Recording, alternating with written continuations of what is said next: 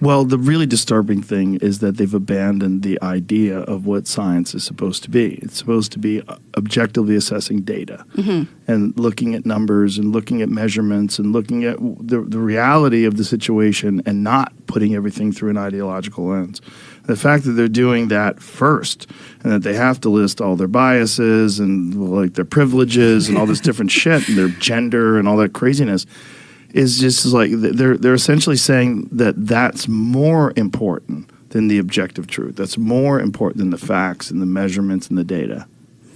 Also that they have such difficulty in calling out anti-Semitism, because I was watching your podcast from yesterday, I think it was, and I'm just appalled. I'm appalled at the fact that you're in an environment where like there are students who are literally afraid. They're locking themselves in the library to try and be safe. This is not acceptable to me. And the fact that you have speech codes that are designed to protect other groups, presumably, but yet groups that are doing well in society, like Jewish and Asian people, we're considered white now. So it's okay to discriminate against us, as you see with affirmative action and as you see with what's happening right now in terms of the Congress hearing. So I just don't know how academia is going to come back. At this point, I really have just said, okay, well, I think we're going to have to wait another 15, 20 years.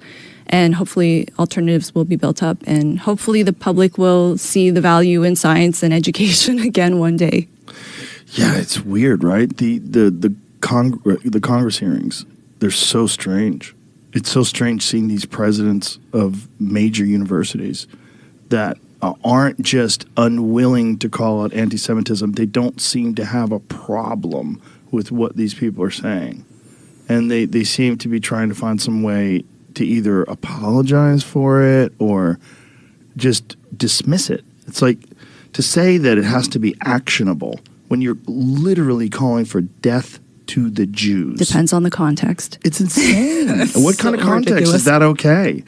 When? I mean, when people when I was in high school and we would look back on the Holocaust and we look back on World War II and you study it in school, it was always confusing. Like, how did this happen? How did anyone just decide that one group of people is okay to exterminate? And how are these like modern anatomically similar human beings to the people that are living right now, like when in the 80s when I was in high school? And when we're thinking about this is only 40 years, which is so crazy. So we're literally talking about like as if something happened in the 90s today, which is so crazy. It's so hard to imagine that like something from like 1989, like or let's say when I was in high school, I graduated in 85. Imagine there was a Holocaust then, and we were trying to understand it in 2023. It's so recent. Like how? How did they do it? And then you see these professors or these teachers, these presidents of these universities. You go, oh, this hasn't gone away at all. This is like, we're still insane. We're still insane. And not just insane with like some meth-smoking dictator who's in Germany. No, a fucking president of Harvard in 2023. Like, what is happening? How is this possible?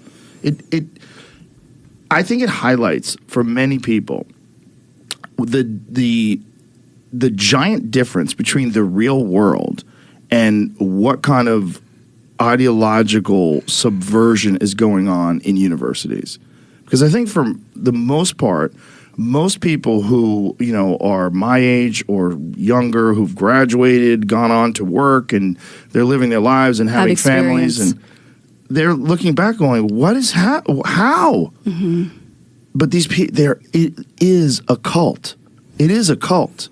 It's just a massive one. So these people don't think it's a cult. They think they're on the right side of history. Yeah. They think they're on the right road to change, and the whole world is rejecting that. But the fact that Harvard hasn't done anything about that lady, not only that, but they found the plagiarism that she allegedly did, and they're still, they're forgiving her for that too. Well, I think when you buy into that way of thinking, there's no turning back.